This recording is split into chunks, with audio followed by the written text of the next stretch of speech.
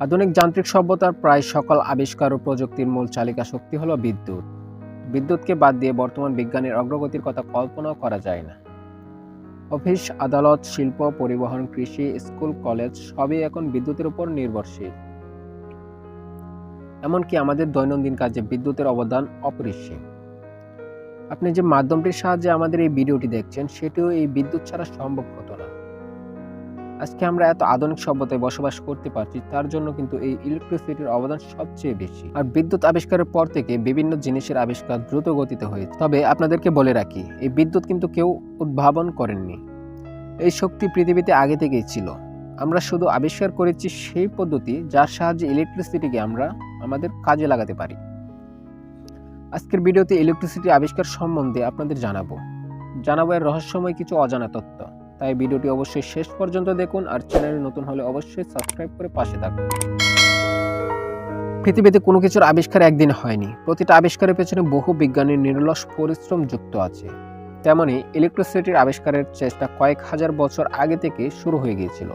আজ থেকে প্রায় 2600 বছর আগে তেলস নামের এক গণিতজ্ঞ তিনি দেখেন রেশমের উপরে বা বেরলের পশমের উপর কোনো বস্তুকে কয়েকবার ঘষলে তাতে ছোট ছোট কিছু কাগজের টুকরো আটকে যাচ্ছে। তবে সে সময় থেলস এটাকে কালো জাদু ভাবতেন, ফলে এ নিয়ে তিনি আর কোনো গবেষণা করেননি। এরপর কেটে যায় প্রায় 2000 বছর। 16 শতকে ইংল্যান্ডের এক ডাক্তার, যার নাম ছিল উইলিয়াম গিলবার্ট, তখনকার সময়ে তিনি ইংল্যান্ডের রানী এলিজাবেথের চিকিৎসক ছিলেন। উইলিয়াম গিলবার্ট লক্ষ্য করেন শুধুমাত্র রেশম বা বিড়ালের পশম নয়, কোনো একটি বস্তুর সাথে আরেকটি বস্তুকে ঘষলে তার মধ্যে একটি আকর্ষণের ক্ষমতা চলে আসে। যেমন ধরুন, একটি কলম দিয়ে যদি ছুলে বারবার ঘষা হয় এবং তারপর কিছু কাগজের টুকরোর কাছে নিয়ে যাওয়া হয়, তাহলে সে কাগজের টুকরোগুলো কলমের সাথে আটকে যায়। তখন উইলিয়াম গিলবার্ট এই শক্তির নাম দেন ইলেকট্রিসিটি। এইভাবে ধীরে ধীরে ইলেকট্রিসিটির বিষয়ে মানুষের মনের মধ্যে ধারণা আসতে থাকে। সেই সময় গিলবার্ট এমন একটি যন্ত্র আবিষ্কার করেছিলেন যার সাহায্যে এটা বোঝা যেত যে কোনো বস্তুর মধ্যে ইলেকট্রিসিটি আছে কিনা। তিনি তার এই আবিষ্কৃত যন্ত্রের নাম রাখেন ইলেকট্রোস্কোপ। আর এটা পৃথিবীর আবিষ্কৃত প্রথম যন্ত্র ছিল যাতে ইলেকট্রিসিটি মেজারমেন্ট করা যেত। উইলিয়াম গিলবার্টের পর বহু বিজ্ঞানী ইলেকট্রিসিটির উপর কাজ করেছিলেন, কিন্তু তেমন একটা সফলতা আসেনি। 1800 শতকে আমেরিকার এক মহান বিজ্ঞানী বেঞ্জামিন ফ্র্যাঙ্কলিন ইলেকট্রিসিটি নিয়ে গবেষণা শুরু করেন। আপনাদের জানিয়ে রাখি, ইনি সেই বেঞ্জামিন ফ্র্যাঙ্কলিন যার ছবি আমরা $100 নোটের মধ্যে দেখতে পাই। আর এই ফ্র্যাঙ্কলিনকে আমেরিকার ফাউন্ডিং ফাদার বলা হয়। বেঞ্জামিন একটা সময় তার সমস্ত সম্পত্তি বিক্রি করে ইলেকট্রিসিটি নিয়ে গবেষণা শুরু করেছিলেন। 1752 সালের এক বজ্রপাতের দিনে আকাশে উড়ল বেঞ্জামিন ফ্র্যাঙ্কলিনের ঘুড়ি। সহযোগী হিসেবে ছিলেন তার ছেলে উইলিয়াম ফ্র্যাঙ্কলিন। এটি যে সাধারণ কোনো ঘুড়ি নয় তা তো বুঝতেই পারছেন। ঘুড়িটিতে সুতোর বদলে কপারের তার লাগানো ছিল। কপার তারের শেষ মাথায় তিনি এক গোছা চাবি বেঁধে দেন। তারপর চাবিগুলো রেখে দিয়েছিলেন লেডেন জারের মধ্যে। আকাশে যখন বিদ্যুৎ চমকালো, তখন সেই বিদ্যুৎ ঘুড়ির কপারের তার বেয়ে চাবির মধ্যে দিয়ে এসে জমা হলো লেডেন জারে। যার জন্য লেডেন জারটি চার্জিত হলো আসমানি বিদ্যুতের মাধ্যমে। তখন তিনি এটা আবিষ্কার করে ফেলেন যে বৈদ্যুতিক শক্তি বলে পৃথিবীতে কিছু একটা আছে। বেঞ্জামিন ফ্র্যাঙ্কলিন ইলেকট্রিসিটির আবিষ্কার করে ফেললেও ইলেকট্রিসিটি কাজে লাগানোর পদ্ধতি তখনও আবিষ্কার হয়নি। এরপর 1791 সালে দুই বিজ্ঞানী আলেসান্দ্রো ভোল্টা ও লুইগি গ্যালভানি একটি পরীক্ষা করেন। সেখানে একটি মৃত ব্যাঙের দুই পায়ে দুটো আলাদা ধাতুর সঙ্গে স্পর্শ করতে সেই মৃত পা দুটো নড়ে ওঠে। তখন লুইগি গ্যালভানিক এর নাম রাখেন অ্যানিম্যাল ইলেকট্রিসিটি। তবে তার বন্ধু আলেসান্দ্রো ভোল্টা এই বিষয় সম্পর্কে সহমত ছিলেন না।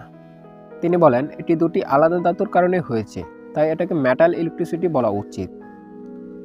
এরপর 1792 সালে আলেসান্দ্রো ভোল্টা একাই একটি গবেষণা শুরু করেন এবং 1800 সালে তিনি পৃথিবীর প্রথম ব্যাটারি আবিষ্কার করে ফেলেন।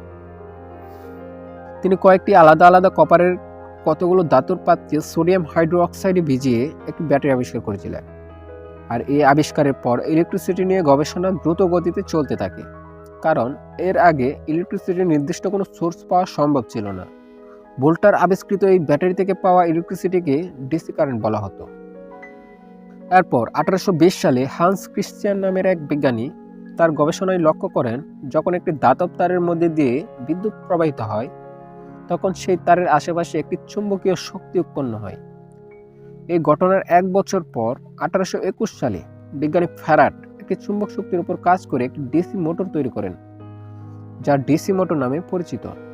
তবে তখন পর্যন্ত ইলেকট্রিসিটি শুধুমাত্র একটি গবেষণার বিষয় হিসেবে সীমিত ছিল। এরপর 1879 সালে আমেরিকার বিখ্যাত বিজ্ঞানী থমাস আলভা এডিসন একটি ইলেকট্রিক বাল্ব আবিষ্কার করেন। এর সাথে সাথে সাধারণ কিছু মানুষ ইলেকট্রিসিটি ব্যবহার করতে শুরু করে দেয়। সেই সময় এডিসন ইলেকট্রিসিটি তৈরি করার একটি কোম্পানি খুলেন এবং সেই সময় তিনি ডিসি জেনারেটর ব্যবহার করতেন। তবে এই ডিসি জেনারেটরের একটি সমস্যা ছিল। এর সাহায্যে উৎপন্ন বিদ্যুৎ দাতব তারের সাহায্যে 2 থেকে 3 কিলোমিটারের বেশি দূর পর্যন্ত নিয়ে যাওয়া সম্ভব ছিল না। আর এই কারণে প্রতি 2 থেকে 3 কিলোমিটার পর পর একটি করে ইলেকট্রিসিটি প্রোডাকশন ফ্যাক্টরি বসানো হতো, যেটা অনেক ব্যয়বহুল ছিল। সেই সময় এডিসনের কোম্পানিতে একজন বিজ্ঞানী কাজ করতেন, যার নাম ছিল নিকোলা টেসলা। তিনি চিন্তা করেন কিছু দূর পর পর প্রোডাকশন ফ্যাক্টরি না বসিয়ে কিভাবে একটি প্রোডাকশন ফ্যাক্টরি থেকে বিদ্যুৎকে অনেক দূর পর্যন্ত নিয়ে যাওয়া যায়। সেই বিষয়ের উপর তিনি গবেষণা শুরু করেন। তখন তিনি এটা আবিষ্কারও করে ফেলেন এবং তার নাম দেন এসি কারেন্ট। এখানে বলে রাখি, এসি কারেন্ট হচ্ছে অল্টারনেটিং কারেন্ট, যেটা আমরা বর্তমান সময়ে বাসাবাড়ি বা বিভিন্ন ফ্যাক্টরিতে ব্যবহার করে থাকি। এবং ডিসি কারেন্ট হচ্ছে ডাইরেক্ট কারেন্ট, যেটা আমরা বিভিন্ন ব্যাটারি সোর্স বা সোলার প্যানেল থেকে পেয়ে থাকি। উচ্চ ভোল্টেজে দুটো কারেন্টই কিন্তু বিপজ্জনক। টেসলা যখন এসি কারেন্ট আবিষ্কারের কথাটি এডিসনকে জানান, তখন এডিসন এতে সম্মতি জানাননি। তিনি ভাবেন এই আবিষ্কার সফল হলে তার ডিসি কারেন্টের বিজনেস নষ্ট হয়ে যাবে। এডিসন তখন নিকোলা টেসলাকে বলেন, এই এসি কারেন্ট খুবই বিপজ্জনক, তুমি শুধুমাত্র ডিসি কারেন্টের উপর কাজ করো।